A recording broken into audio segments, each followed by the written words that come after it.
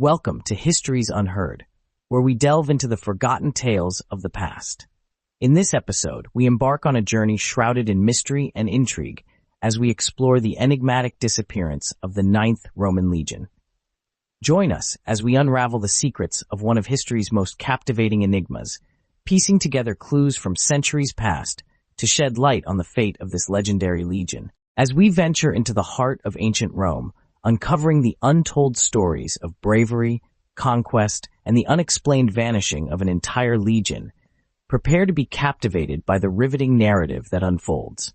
So, if you're fascinated by history's unsolved enigmas and crave compelling storytelling, hit that subscribe button and join us on Histories Unheard for more enthralling tales from the annals of time. Legio Tinte Hispana, 9th Spanish Legion, also known as Legio Eighth Hispana, was a legion of the Imperial Roman army that existed from the 1st century BC until at least 120 AD. This amazing legion fought in various provinces of the late Roman Republic and early Roman Empire. Can you believe that the nickname Hispana was gained when it was stationed in Hispania under Augustus? How cool is that? And get this, it was stationed in Britain following the Roman invasion in 43 AD. But here's the thing.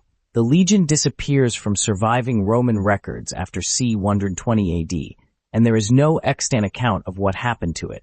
The unknown fate of the legion has been the subject of considerable research and speculation. According to historian Theodore Mommsen, one theory suggests that the legion may have been wiped out in action in northern Britain soon after 108 AD. This was around the same time as the latest datable inscription of the Ninth found in Britain, and it could have occurred during a rising of northern tribes against Roman rule. Interestingly, this view gained popularity through the 1954 novel The Eagle of the Ninth, which tells the story of the legion marching into Caledonia, modern-day Scotland, and then seemingly disappearing without a trace. This theory has fallen out of favor among modern scholars, as they have discovered successive inscriptions of Tinte Hispana at the site of the legionary base at Nijmegen, Netherlands. These findings suggest that the Ninth may have been based there from around 120 AD, which is later than the legion's supposed annihilation in Britain. The evidence from Nijmegen has led to suggestions that Tinte Hispana was destroyed in later conflicts of the 2nd century. Some possible scenarios include the Bar Kokhba revolt, 132-135 AD, or Marcus Aurelius's war against Parthia, 161-166 AD, in Armenia. However, some scholars argue that the Nijmegen evidence only points to a detachment of Tinte Hispana, not the entire legion. In any case, the Tinte Hispana didn't exist during the reign of the Emperor Septimius Severus, r. 193-211 AD, since it's not included in two separate lists of the 33 legions that existed during that time. The origin of the legion is uncertain, but it seems like a 9th legion took part in the siege of Asculum during the Social War in 90 BC. When Julius Caesar became governor of Cisalpine Gaul in 58 BC, he inherited 4 legions, numbered 7th, 8th, Ein, and X, that were already stationed there. The 9th, Einth, might have been stationed in Aquileia, to protect against attacks from the Illyrians. Caesar created 2 more legions, Theth and Thwote, using all 6 for his attack on the Helvetii, which kicked off the Gallic Wars. The Caesarian 9th Legion fought in the battles of Dyrrhachium and Pharsalus, 48 BC, and the African campaign of 46 BC. After his final victory, Caesar disbanded the legion and settled the veterans in the area of Picenum. Following Caesar's assassination, Caesar's ally Ventidius Bassus made attempts to recreate the 7th, 8th, and 9th legions, but it is not clear that any of these survived even to the time of Philippi. Octavian later called back the veterans of the 9th to help him fight against the rebellion of Sextus Pompeius in Sicily. After defeating Sextus, they were sent to the province of Macedonia. The 9th stayed with Octavian in his war of 31 BC against Mark Antony and fought alongside him in the Battle of Actium. The origin of the legion is uncertain, but a 9th legion seems to have participated in the siege of Asculum during the Social War in 90 BC. When Julius Caesar became governor of Cisalpine Gaul in 58 BC, he inherited 4 legions, numbered the 7th, 8th, Ein, and X, that were already stationed there. The 9th, Einth, may have been stationed in Aquileia to guard against attacks from the Illyrians. Caesar created 2 more legions, Thief and Thwoat, using all 6 for his attack on the Helvetii, which marked the beginning of the Gallic Wars. The Caesarian 9th Legion bravely fought in the battles of Dyrrhachium and Pharsalus, 48 BC, and the African campaign of 46 BC. After his final victory, Caesar disbanded the legion and settled the veterans in the area of Picenum. Following Caesar's assassination, Caesar's ally Ventidius Bassus made attempts to recreate the 7th, 8th, and 9th legions, but it is not clear that any of these survived even to the time of Philippi. Octavian later called upon the veterans of the 9th to fight against the rebellion of Sextus Pompeius in Sicily. After their triumphant victory over Sextus, they were sent to the province of Macedonia. The 9th remained loyal to Octavian in his war of 31 BC against Mark Antony and fought valiantly by his side in the Battle of Actium. In AD 43, the legion likely participated in the Roman invasion of Britain led by the Emperor Claudius and General Aulus Plautius, as they soon appeared amongst the provincial garrison. In AD 50, the 9th was one of 2 legions that emerged victorious against the forces of Caratacus at Caer Caradoc. Around the same year, the legion constructed a fort, Lindum Colonia, which is now known as Lincoln. Under the command of Caesius Nasica, they successfully quelled the first revolt of Venutius, king of the Brigantes tribe, between 52 and 57. The 9th Legion had a bit of a rough time at the Battle of Camulodunum under Quintus Petilius Cerealis during the Boudica Rebellion, 61. Unfortunately, most of the foot soldiers didn't make it out alive in their attempt to rescue the besieged city of Camulodunum, Colchester. Thankfully, the cavalry managed to escape. But don't worry, the legion got some reinforcements from the Germania provinces later on. When Cerealis returned as governor of Britain 10 years later, he took command of the 9th once again and led a successful campaign against the Brigantes in 71 to 72 to bring peace to north-central Britain. They even built a new fortress at York, Eboracum, around that time, which we know from the tile stamps found at the site. The 9th Legion also played a part in Agricola's invasion of Caledonia, modern Scotland, in 82 to 83. According to Tacitus, the legion narrowly avoided destruction when the Caledonians beyond the Forth launched a surprise attack on their fort at night. The Caledonians burst upon them as they were terrified in their sleep. It was a desperate situation, but Agricola managed to send cavalry to help out the legion. When the men of the 9th Legion saw the relief force, they regained their fighting spirit and pushed back the Caledonians, fighting for glory. They also took part in the decisive battle of Mons Gropius. So, despite some setbacks, the 9th Legion showed its resilience and played a significant role in the history of Britain. The last attested activity of the 9th in Britain is during the rebuilding in stone of the legionary fortress at York, Eboracum, in Tone 8. This is recorded in an inscribed stone tablet discovered in 1864, now displayed in the Yorkshire Museum in York. Several inscriptions attesting at Hispana have been found at the site of the legionary fortress on the lower Rhine River at Noviomagus Bataverum, Nijmegen, Netherlands. These include some tile stamps dated 104, 120, and a silver-plated bronze pendant found in the 1990s that was part of a falera military medal with Elighisp Ike inscribed on the reverse. In addition, an altar to Apollo, dating from this period, was found at nearby Aquae Grani, Aachen, Germany, erected in fulfillment of a vow by Lucius Latinius Musser, who describes himself as Primus Pilus, chief centurion, and as Praefectus Castrorum, prefect of the camp, i.e. third in command, of Ainth Hispana. It was commonplace for chief centurions, on completion of their single-year term of office, to be promoted to Praefectus Castrorum.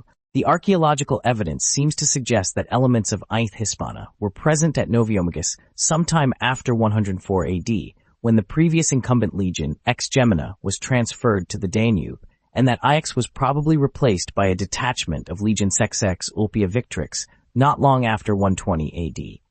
It's not entirely clear whether the whole Ajax legion was at Nijmegen or just a detachment.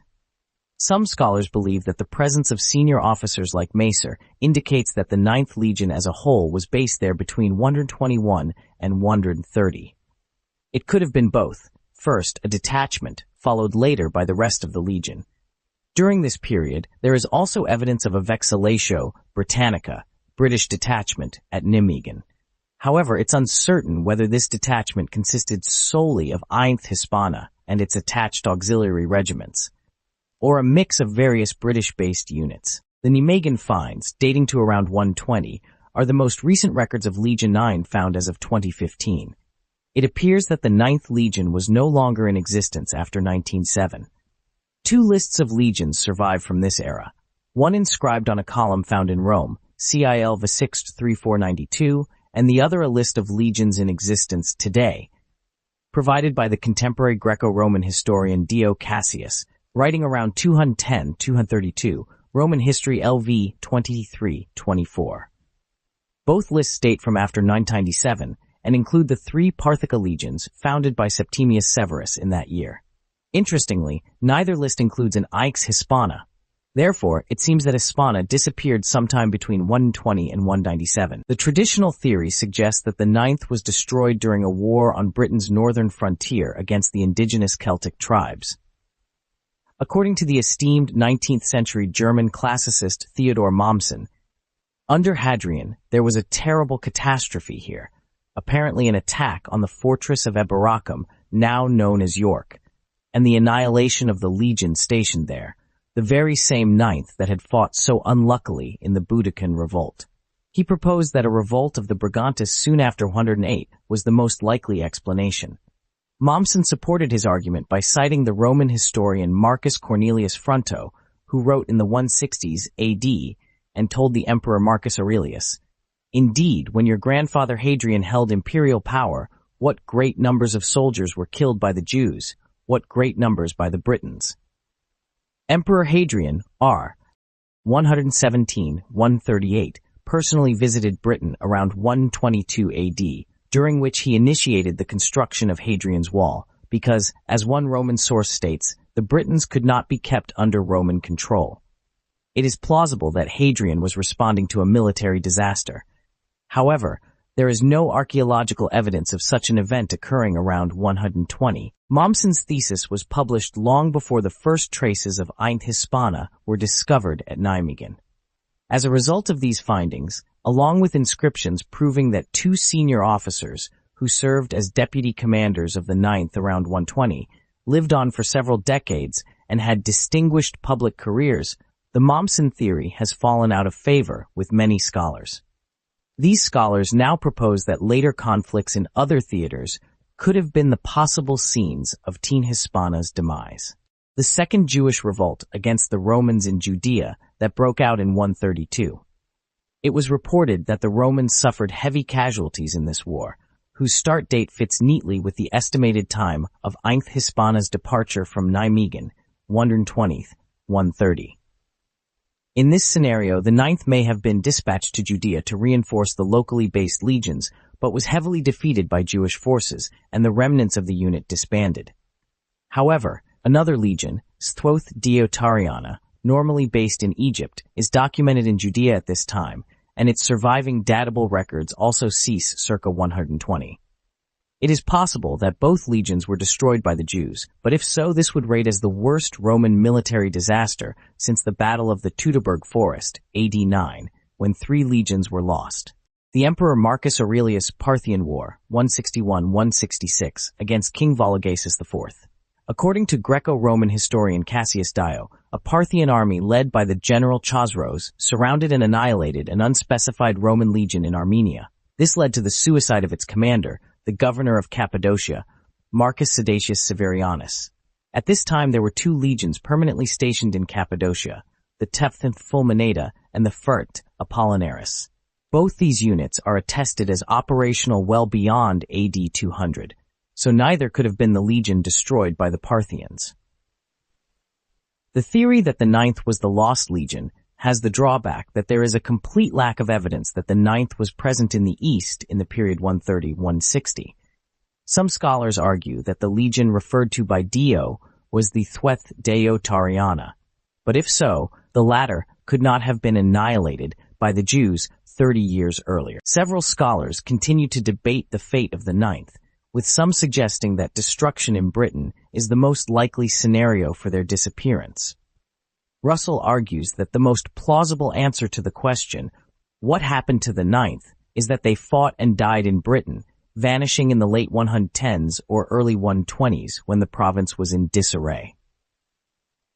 These scholars criticize the assumptions of those who rely solely on inscription evidence, pointing out that it is easy to confuse evidence about different individuals with the same name.